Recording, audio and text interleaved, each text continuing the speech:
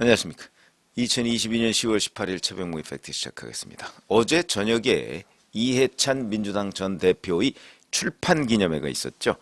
국회 박물관에서 꿈이 모여 역사가 되다라는 회고록을 낸 것에 대한 출판 기념회를 했는데, 여기서 이제 이해찬 전 대표가 이런저런 얘기를 했습니다. 물론 기본적으로는 자기 책을 내고 그 책을 낸 것을 기념하는 뭐 그런 자리니까 여기저기 덕담이 오갈 수밖에 없는 내용이긴 하죠. 그러나 이해찬 전 대표라고 한다면 민주당의 최고의 정치 기획자, 이렇게 자타가 공인하고 있는 사람이기 때문에 이해찬 전 대표가 어떤 생각을 가지고 있느냐 하는 거는 사실은 전국을 이끌어가고 그다음에 앞으로 예를 들어서 5년 뒤의 대선 뭐 이런 것들을 염두에 둔다면 그러면 굉장히 중요한 발언이 될 수가 있습니다.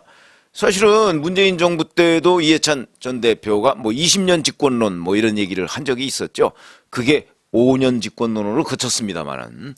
그러나 이해찬 전 대표가 이재명 지금 현재의 대표, 당시 후보를 그러니까 밀지 않았다면 이재명 후보가 과연 어떻게 됐을까 하는 부분도 정치권에서는 굉장히 주목되는 논제입니다.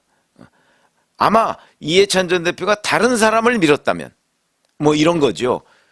그만큼 이해찬 전 대표의 민주당 내에서의 힘, 그다음에 정치를 미래 정치를 내다보는 기획력, 통찰력 이런 것들은 뭐 대부분 다 인정을 하는데, 자, 그런데 문제는 이재명 후보를 픽한 이후로 이해찬 전 대표의 생각이 반드시 성공신화가 아니네?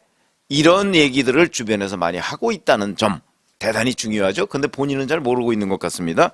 자, 민주당 20년 집권론에 대해서 이렇게 얘기했습니다. 조선 정조대왕이 1800년 돌아가신 이래로 220여 년 동안 민주적인 개혁적인 정권이 집권한 것은 DJ 5년, 노무현 5년, 문재인 5년 등 15년밖에 없다. 우리 사회는 보수 세력이 훨씬 힘이 센데 이 극우 세력에 대응할 만한 영향력을 가진 분야가 별로 없다. 그러니까 진보 세력은 이제 보수를 극우 세력이라고 표현해가면서 거기에 대항할 만한 역량이 별로 없다는 거죠. 선거에 졌다고 해서 틀렸다는 게 아니라 될 때까지 하는 게 제일 중요하다. 이렇게 얘기를 했고요. 윤석열 정부를 겨냥해서는 10살짜리 꼬마가 지난 대선에 지고 나서 엄마가 한숨만 쉬고 자기와도 잘 놀아주지도 않고 하니 눈치를 채고는 엄마 걱정 마, 5년 금방 가라고 말했다더라. 뭐 누가 그렇게 말했겠습니까? 주변에서 이해찬 전 대표 위로한다고 그랬겠죠. 아무리 어려운 시련이 오더라도 국민들과 믿고 함께 가야 한다고 생각한다. 자, 제가 말씀드렸죠. 이건 기본적으로 이해찬 전 대표가 대선에서 패배하고 이재명 후보 중심으로 다시 뭉친 민주당에 대한 격려의 의미입니다.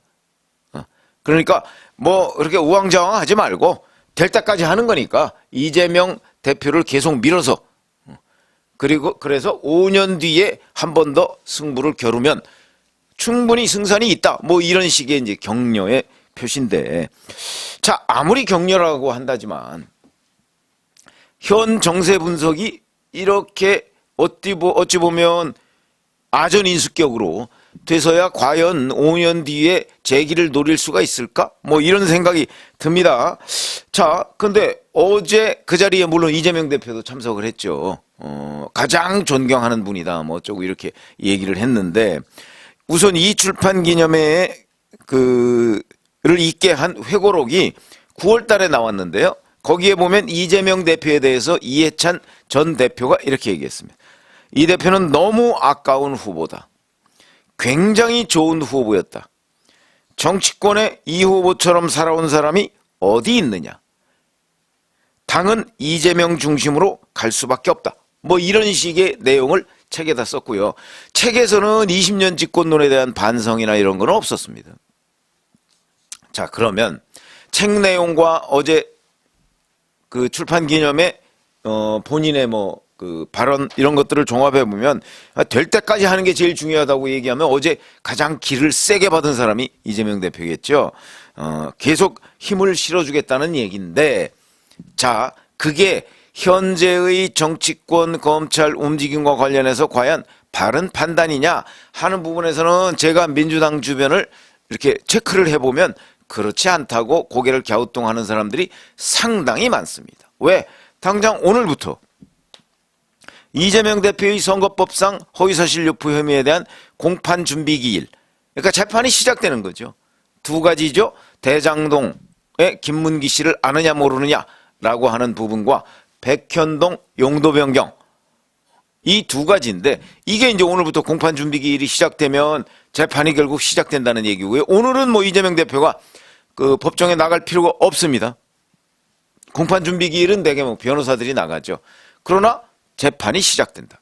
거기다가 성남FC 후원금 의혹, 뭐 두산건설은 똑 떨어지고 다른 5개사의 경우도 부정청탁 이 부분만 딱 발견이 되면 저는 뭐 있었기 때문에 그런 특혜를 주었는데 있었다는 거와 실제 있었다는 것을 밝혀내는 건 좀 다릅니다. 있었다고 할지라도 못 밝혀낼 수는 있죠. 경찰은 못 밝혀냈지 않았습니까?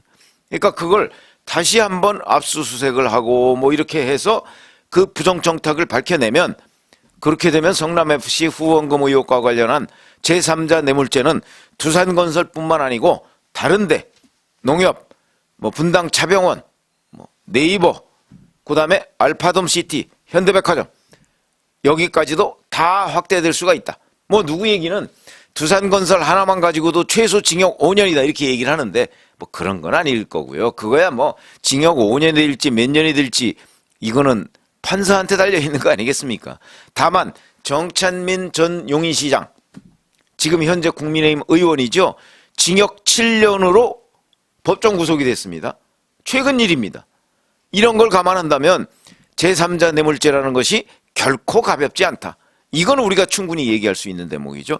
그 사람이 받고 있는 혐의가 자기 친구들한테 땅을 좀 싸게 주라, 3억 원 정도씩 싸게 주라, 이렇게 압력을 넣어서 청탁을 해서, 그래서 실제 자기 친구들이 3억 원씩 싸게 그 땅을 샀다는 거거든요.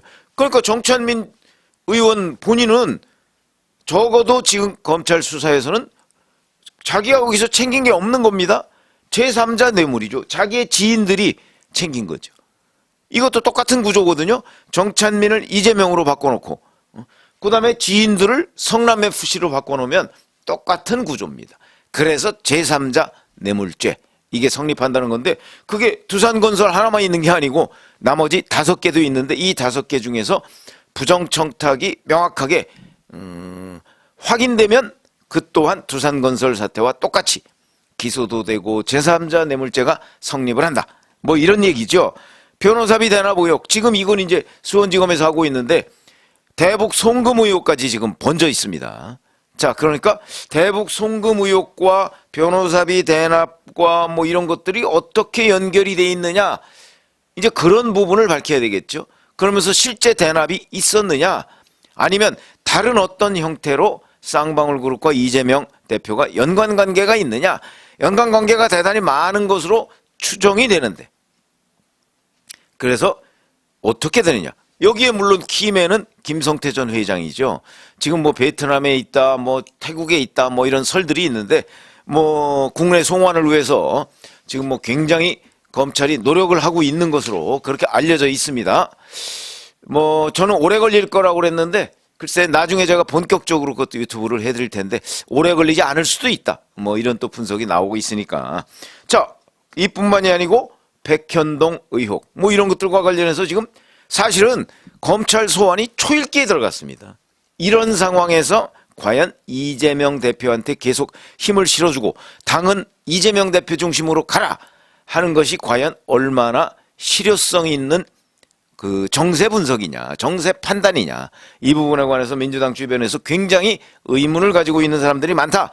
왜냐하면 오죽하면 김어준 씨 같은 경우가 얼마 전이죠, 플랜 B를 거론했습니다. 물론 이 플랜 B는 좀 조심스럽게 거론을 하긴 했죠. 이재명 대표가 정치 신인들을 좀 키워야 한다. 뭐 이렇게 조심스럽게 거론을 했지만 그러나 플랜 B는 플랜 B입니다. 여전히.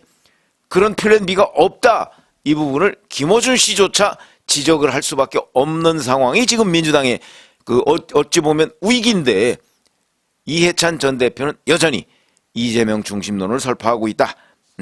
이런 것들이 이제 민주당 주변에 좀 생각이 있는 사람들 입장에서 보면 더욱더 불안한 거죠. 아니 이해찬 전 대표마저 이렇게 되면 그러면 정말 이 당은 이재명 당이 되는데 이재명 대표는 지금 검찰에 오늘 불려가느냐 내일 불려가느냐 지금 이 상황인데 이게 과연 가능하냐. 거기다가 법원에서는 또 허위사실 유포 혐의로 재판을 시작하는데 그런데도 아직도 이재명 중심? 이거는 아닌데 빨리 플랜 B를 만들든가 플랜 C를 만들든가 해야 되는 것 아니야. 이런 생각을 가지고 있다는 거죠. 그렇기 때문에 이런 부분과 관련해서 민주당 주변 또는 이해찬 전 대표 주변에서의 많은 걱정과 우려 이거를 이해찬 전 대표는 지금 까맣게 모르고 있는데 왜 그럴까? 저는 개인적으로 이렇게 짐작하고 있습니다. 이재명 대표와 소위 쌍방울 그룹 뭐 이런 데가 물량 공세를 이해찬 전 대표한테 벌이고 있는 것 아닌가. 거기에 이해찬 전 대표가 넘어간 것 아닌가. 저는 뭐 이렇게 개인적으로 짐작을 하고 있습니다만 왜냐면 그 중간에 연결고리가 또 이화영 전 경기도 평화부지사니까 아마 그런 것 아닌가 싶은데 뭐 검찰 수사해보면 이 부분도 드러나겠죠. 왜 그러냐면 이화영 전 의원이 설립했던 요즘에 뭐 아태협 얘기 많이 나오는데 동북아 평화경제협회라는 것이 있습니다. 지금 이해찬 전 대표가 여기에 이사장을 하고 있습니다. 그렇기 때문에 이해찬, 이화영, 이재명으로 연결되는 고리 거기다가 쌍방울 그룹 이게 뭔가 하나의 네트워크를 형성하고 있는 것 아니냐 하는 걸 충분히 우리가 엿볼 수 있는 대목인데 검찰 수사 결과 그 관계가 또 그 와중에서 누가 누구한테 후원을 하고 누구의 뒷배냐 하는 부분을 명확하게 밝혀질 가능성이 높다. 이렇게 생각하는데 여기에서 또 하나 지적하고자 하는 것. 전재수 의원이면 뭐 대표적인 친문이죠. 어제 이재명 대표의 그 주식 투자 뭐 4월 말 5월 초로 추정이 된다 이렇게 얘기했는데 그와 관련해서 이렇게 얘기했습니다. 지지층은 다 널브러져 있는데 대선 패배 직후니까 혼자 주식 투자를 했다. 이 부분에 관해서 대단히 실망스럽다 이런 얘기를 했습니다. 자, 이 4월 말 5월 초에 진짜 지지층은 완전히 대선 져가지고 앞으로 5년 어떻게 버티느냐 이러고 실망하고 진짜 머리를 감싸고 이러고 있을 때 이재명 패자는 자기 방에 앉아가지고 뭘로 돈 벌까 주식 투자를 하고 있었다. 어떻게 봐야 되죠? 저는 이재명 대표라는 사람은 그야말로 그 내부에 이런 이재명이 있고 저런 이재명이 공존하고 있다. 이렇게 지금 볼 수밖에 없고요. 그거하고 지금 이 와중에 국정감사죠. 거기다가 이재명 대표의 검찰 소환 초읽기에 들어갔죠. 이 와중에 그러니까 민주당이 위기인데 그만큼 책 낸 것도 그런데 출판 기념회를 한다? 이게 과연 제대로 된 정무 감각이냐. 그래서 이렇게 이해찬 전 대표가 여전히 민주당에 영향력이 있고 그런데 이런 정도의 정무 감각과 어떤 정세 판단 이런 걸 가지고서 있다면 20년 집권론이 아니고 이건 20년 야당론이다. 저는 이렇게 생각합니다. 물론 뭐 정치라는 거는 상대적인 개념이죠. 민주당이 잘 되면 국민의힘이 못 되고 국민의힘이 잘 되면 민주당이 못 되고 어차피 뭐 우리 정치에서는 이 양당 중에 어느 한쪽을 선택하는 거 아닙니까? 그게 0.73%포인트가 됐든 뭐 7.3%포인트가 됐든 어차피 지금 현재의 현실로 보면 양당에서 내놓은 후보 중에 한 명이 대통령이 되는 거죠. 그런데 국민의힘에는 다행스럽게도 이해찬 전 대표가 있고 그 다음에 이재명 현 대표가 있고 그런데 이해찬 전 대표가 이재명 현 대표를 강력하게 밀고 민주당 내에 이재명 현 대표에 대한 대항마가 없다. 이게 국민의힘에는 얼마나 다행스러운 일입니까?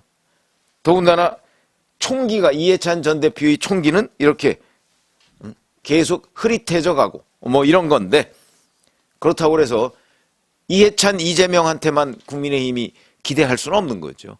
국민의힘의 그 일종의 자생력 이거 제가 어저께도 잠시 말씀을 드렸습니다만은 그 또한 굉장히 중요하고 노력을 해야 된다.